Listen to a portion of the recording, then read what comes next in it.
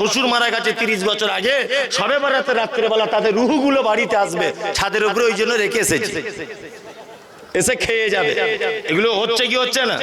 হচ্ছে কি হচ্ছে না? আবার কেউ কেউ বলছে ওরে বাবারে নবীর দাঁত ভেঙে দিয়েছিল। মুমতাজুল ইসলাম দেখ কত বড় বক্তা, কিন্তু বদমায়েশ লোক, এই নবীকে ভালোবাসে না। দেখ নবীর মা মেরে দাঁত ভেঙে দিল, নবী হালুয়া রুটি খেয়েছিল, ওই জন্য আমরা হালুয়া রুটি খাই। ও নবীর ভক্ত প্রেমিক, নবীর যদি দাঁত ভেঙে দেয়, তোমার যদি মন খারাপ হয়, তুমি নিজে দুটো শিল নোড়া দিয়ে বা পাথর দিয়ে দুটো দাঁত ভাঙো না, দেখি সেদিন তবেই বলবো তুমি নবীর প্রেমী। নবী আলুয়া রুটি খেয়েছিল বলে আলুয়া রুটি খাচ্ছ, নবীর দাঁত ভেঙেছিল, দাঁতটা কবে ভাঙবে? হে কত বড় মৃত্যু! উহুদের যুদ্ধ হয়েছে শাওয়াল মাসে। কোন মাসে? শাওয়াল মাসের 7 তারিখে উহুদের যুদ্ধ হয়েছে। কত হিজরিতে? 3 হিজরিতে উহুদের যুদ্ধ সংগঠিত হয়েছে। উহুদের যুদ্ধ হয়েছে কত হিজরিতে? 3 হিজরিতে। কোন মাসে হয়েছে? শাওয়াল মাসে হয়েছে। শবে বরাত কোন মাসে? শাবান মাসে। শাবানের পরে রমজান, তারপর শাওয়াল। মানে শবে বরাতে 2 মাস পরে নবীর দাঁত ভাঙছে, আর ও আগে থেকে বলছে নবীর দাঁত ভেঙেছে, হালুয়া খেতে হবে। মানে কত বড় তাহলে এ বদমায়েশ! চিন্তা ভাবনা করে দেখুন, আর যুক্তিটাও ভুল। নবীর এখনো দাঁত ভাঙেনি, ভালো করে বুঝবেন। শাবান মাসে দাঁত ভাঙেনি, দাঁত ভেঙেছে কবে? শাওয়াল মাসের 7 তারিখে উহুদের প্রান্তরে 3 হিজরিতে। তাহলে হালুয়া রুটি যে দলিল বলছে যে নবী হালুয়া রুটি খেয়েছিল, এটা তো একেবারে মিথ্যা কথা। ছি ছি ছি ছি। আল্লাহ নবী শাবান মাসে বেশি বেশি রোজা রাখতেন, এটা হাদিসে আছে, অবশ্যই আছে। বেশি বেশি করে রোজা রাখতেন, অবশ্যই এটা হাদিসে আছে। কোন কোন হাদিসে এটাও পাওয়া যায় যে 1 মাস পুরো রোজা রাখতেন। আল্লাহু আকবার। তবে ঢং করে যদি মনে করেন শুধু 15 তারিখে রোজা করব, অবশ্যই ওটা বেদাত। আপনি যদি ইয়াউমে বীজ অর্থাৎ প্রত্যেক চন্দ্র তারিখে 13, 14, 15 রোজা যদি রেখে অভ্যস্ত থাকেন, এই মাসে আপনি শাবান মাসেও 13, 14, 15 করুন, এতে কোনো আপত্তি নেই। নির্দিষ্ট দিনকে কেন্দ্র করে ওই দিনে রোজা পালন করা নবী করেছিল বলে যদি আপনি করেন, আপনার এটা অবশ্যই বেদাত। মায়েদেরকে বলছি, শবে বরাতের দিন হালুয়া রুটি করে রোজা করে ঢং করে গোনা কিনতে যাবেন না। প্রত্যেক মাসের 3 তারিখ, 13 তারিখ, 14 তারিখ, 15 তারিখ রোজা করে যদি অভ্যাস থাকে, আপনি এই মাসে 3টে রোজা করতে পারেন, আপত্তি নেই। বেদাত কত ভয়ঙ্কর! এবার আপনাকে একটা কোরআনের হাদিস, কোরআনের আয়াত, হাদিসের অংশ বলছি। নবীজি বলছেন, কুল্লু বিদআতিন যালালা ওয়া কুল্লু দালালাতিন ফিন্নার। নিশ্চয় নতুন আবিষ্কৃত প্রত্যেক কাজ ভ্রষ্টতা, প্রত্যেক ভ্রষ্টকারীর স্থান ফি মধ্যে, নার মানে আগুন, আগুনের মধ্যে তাদের অবস্থান ঘটবে। তাহলে ভালো কাজ করার আগে অবশ্যই আমরা একবার চেক করে নেব যে ভালো কাজটা আল্লাহর নবীর থেকে প্রমাণ আছে কি নাই, তাই না? কি সর্বনাশ ব্যাপার! তো মারাত্মক সমাজে ভাইরাস। বলছে মুমতাজুল ইসলাম কত বড় বদমায়েশ, শুধু বলে দলিল চাই, দলিল চাই। ও যে মায়ের পেটে ছিল, ওর বাপকে তার কোনো প্রমাণ আছে? আমাকে বলছে, ওর মা কার কাছে রাতের বেলা ছিল, ওর মায়ের কোনো ঠিক আছে? মুমতাজুল ইসলাম বলতে পারবো ওর বাপকে? আশ্চর্য ব্যাপার। হুজুর এইরকম শব্দ ব্যবহার করছে আমার জন্য। হুজুরের জন্য দোয়া করি, আল্লাহ হুজুরকে তুমি সঠিক দিনের জ্ঞান দান করো, বলুন আমিন। কি আশ্চর্য কথা, কি আশ্চর্য! বাজার থেকে 10 টাকা কেজি একটা বেগুন কিনতে গেলে 4 বার দেখে ভিতরে কানা আছে কিনা।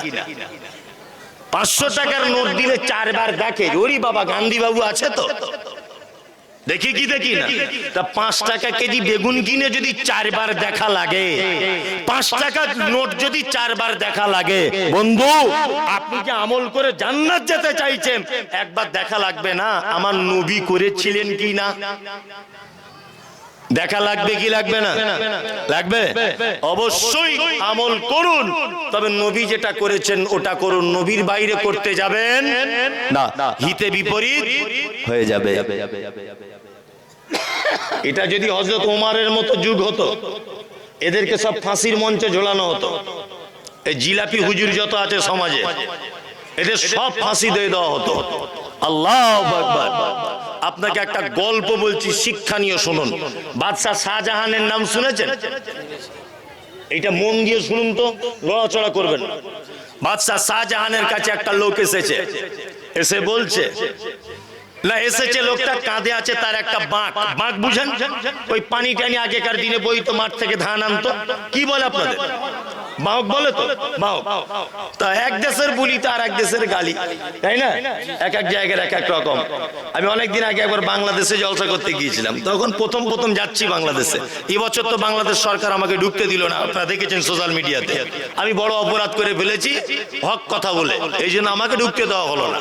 এবছর অনেক জায়গাতে আমার জলসা ক্যান্সেল করে দিয়েছে, অনেক জায়গাতে জলসাতে বড় বড় ইট মেরেছে। আল্লাহ বাঁচিয়েছে, বেঁচে আপনাদের এই পর্যন্ত আজকে পৌঁছাতে পেরেছি, তাছাড়া বাঁচার রাস্তা ছিল না। এত অত্যাচার এবছর আমার উপরে হয়েছে। আর ফোন ধরলেই একবার মায়ের কাছে যাচ্ছে, একবার আমার বউয়ের কাছে, আর একবার আমার বোনের কাছে। এরকম কঠিন অবস্থাতে এসেছি। বলুন তো দেখি, এতক্ষণ পর্যন্ত যে কথা বলেছি আমি একটাও অযুক্তিকর কথা বলেছি বলে মনে হয়? অথচ সোশ্যাল মিডিয়াতে কিছু হুজুর তারা আমার নামে এরকম ভাবে লুটিয়ে দিচ্ছে। আশ্চর্য বিষয়। তা বাঁক নিয়ে এসেছে একটা লোক বাদশাহ শাহজাহানের কাছে।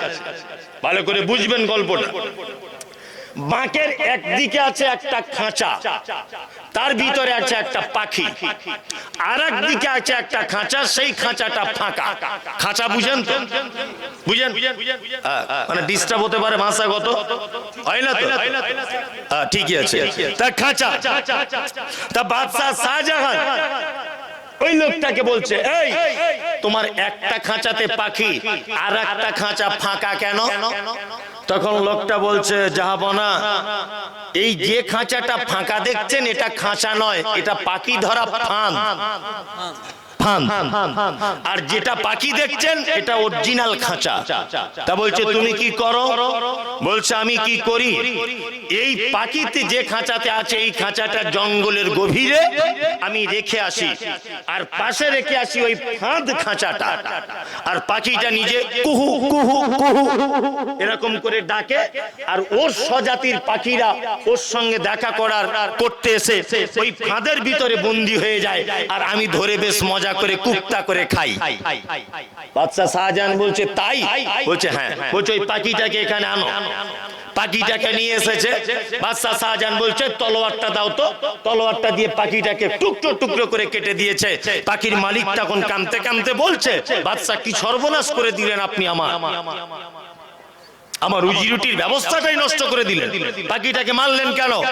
বাদশাহ শাহজাহান বলছে, শোনো পাখির মালিক, যে পাখি মিথ্যা অভিনয় করে তার স্বজাতিকে মালিকের ফাঁদে ফাঁসিয়ে দিয়ে খাদ্য খাবারের উপযুক্ত করে দেয়, আমি বাদশাহ শাহজাহান ওই পাখিকে পৃথিবীতে বাঁচিয়ে রাখতে ভালো মনে করি না।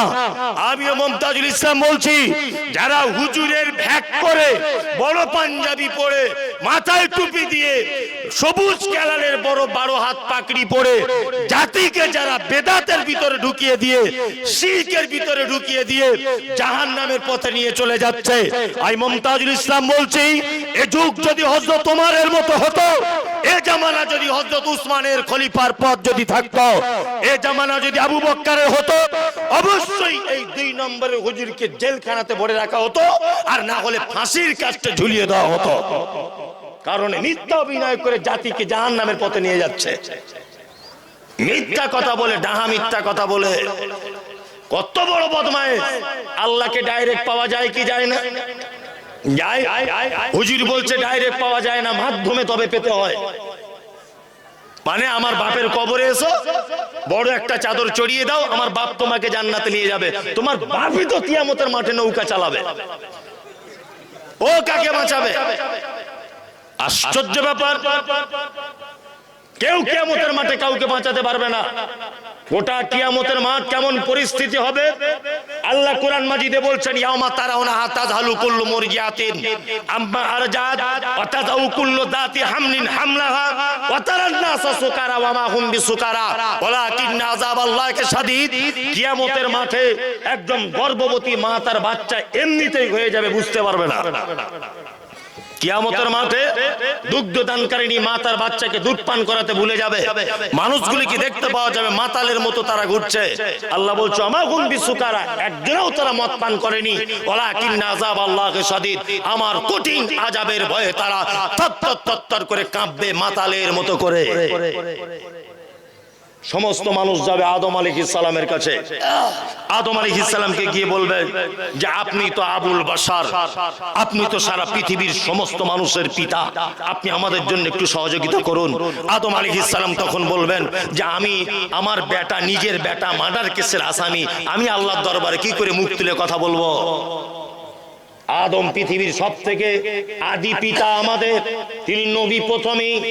আদম আলাইহিস সালাম বলবেন আমার বেটা নিজে মার্ডার কেসের আসামি, হাবিল কাবিল মার্ডার কেসের আসামি, আমি কি করে আল্লাহর দরবারে কথা বলবো?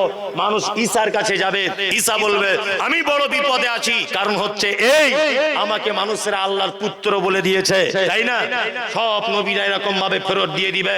আল্লাহর নবী সাল্লাল্লাহু আলাইহি ওয়াসাল্লামের কাছে আসবেন, তখন বিশ্ব নবী সাল্লাল্লাহু আলাইহি ওয়াসাল্লাম সিজদাতে পড়ে থাকবেন। একজন মাত্র নবী, তিনি শুধু কিয়ামতের মাঠে বলবেন ইয়া উম্মতি ইয়া উম্মতি ইয়া উম্মতি। তার মানে বোঝা গেল একজন নবী পর্যন্ত তার বেটাকে বাঁচাতে পারবে না। একজন নবী পর্যন্ত মানুষকে বাঁচানোর ক্ষমতা রাখে না কিয়ামতের মাঠে। অথচ এই বলছে, কি বলছে? বলছে আমার বাপ চাচা আমার দাদু সবাই তোমাদের বাঁচিয়ে দিবে, তোমরা আমাদের মাজারে এসো। আশ্চর্য মলম। কি বলছি বুঝতে পারছেন না? বলছে আল্লাহকে ডাইরেক্ট পাওয়া যায় না। আমি মুমতাজুল ইসলাম আমাকে বলছে গাছে উঠতে গেলে ডাল ধরে উঠতে হয়। আমি বলেছি তোর গাছের 12টা বাজাবো, আমি নারকেল গাছে উঠবো, তোদের গাছেই চাপবো। যে গাছের ডাল থাকে ও গাছেই উঠবো, নারকেল গাছে উঠবো। কি বলছি বুঝতে পারছেন না? কঠিন ব্যাপার। প্রত্যেক মাজারে দেখবেন, প্রত্যেক মাজারে, মানে এদের শিক্ষা কেমন ভাবে দিতে হবে জানেন? একটা ছেলে রাতে স্বপ্ন দেখেছে, রাতে স্বপ্ন দেখেছে একটা, ছেড়ে দিব বক্তব্য? একটা ছেলে রাতে স্বপ্ন দেখেছে। কি স্বপ্ন দেখেছে জানেন? স্বপ্ন দেখেছে নিয়ে পীর সাহেবের কাছে ব্যাখ্যা করতে এসেছে। বলছে পীর সাহেব আমি স্বপ্ন দেখছি আপনার হাতে আছে খাঁটি মধু আর আমার হাতে আছে পাতলা পায়খানা।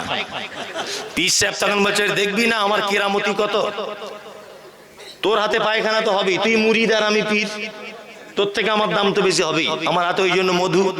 তখন ছেলেটা বলছে পীর সাহেব আমার স্বপ্ন এখনো শেষ হয়নি। তা বলছে বল। বলছে আমি তারপরে দেখছি যে আপনি আমার হাতটা চেটে খাচ্ছেন আর আমি আপনার হাতটা চেটে খাচ্ছি। বলছে ব্যাখ্যা এখন দেওয়া যাবে না, 3 বছর পরে। বুঝতে পারছেন না? এদের এইরকম ভাবে শিক্ষা দেওয়া দরকার। সারা ভারতবর্ষ নয়, সারা ভারতবর্ষে যত মাজার আছে প্রত্যেক মাজারে ঢোকার আগে দেখবেন কিছু লোক থালা নিয়ে বসে থাকে, থাকে না?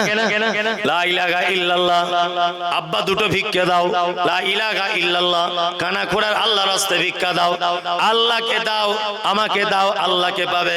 1 টাকা দিলে 5 টাকা পাবে। বলে কি বলে না? বলে বলে। আর ভিখারিরা মাজারের বাইরে রাস্তাতে বসে আছে। আর একটা লোক দেখি স্করপিও গাড়ি করে গাড়িটা সাইডে রেখে এদেরকে টপকিয়ে দিয়ে চলে গেল, গিয়ে মাজারের সেজদা দিয়ে পড়ে বলছে আল্লাহ ওলি সাহেব, পীর বাবা, ব্যবসায় 13 কোটি টাকা লস, একটু ব্যবস্থা করে দাও। এ কত বড় গরু! ফকিরেরা বুঝতে পেরে গেল মরা মানুষের কাছে মাল নাই, ওই জন্য জীবিত মানুষের কাছে থালা নিয়ে বসে আছে। আর এ গরু ডাইরেক্ট গিয়ে সেজদা মারছে। কি বলছি বুঝতে পারছেন? গরু কি গরু নয় তাহলে? এ গরু। আরে ভিখারি ব্যাপারটা বুঝতে পেরেছে মরা মানুষের কাছে কিছু নাই, ওই জন্য জ্যান্ত মানুষের কাছে থালা নিয়ে বসেছে। আর এ গরু স্করপিও গাড়ি করে মরা মানুষের কাছে সেজদা দিয়ে লুটিয়ে পড়ে আছে। কি চিটিং বাজরে বাবা! আর পাশ থেকে একজন বলছে আমাদের আল্লাহর ওলি জীবিত থাকা অবস্থায় যত পাওয়ার ছিল মরার পরে পাওয়ার আরো 3 গুণ হয়েছে। আস্তাগফিরুল্লাহ। ঘটছে কি ঘটছে না? সব শিরক। সব কি শিরক? মানে আল্লাহ যে ক্ষমতা আছে এই ক্ষমতা পৃথিবীর অন্য কারো আছে এটা মনে করা শিরক। আল্লাহ যে ক্ষমতা আছে এই ক্ষমতা পৃথিবীর অন্য কারো আছে এটা মনে করা শিরক। রুজির মালিক কে? আল্লাহ। নতুন দোকান করেছে, নতুন দোকান করার পরে হুজুরের কাছে গিয়ে বলছে একটা তাবিজ দেন তো।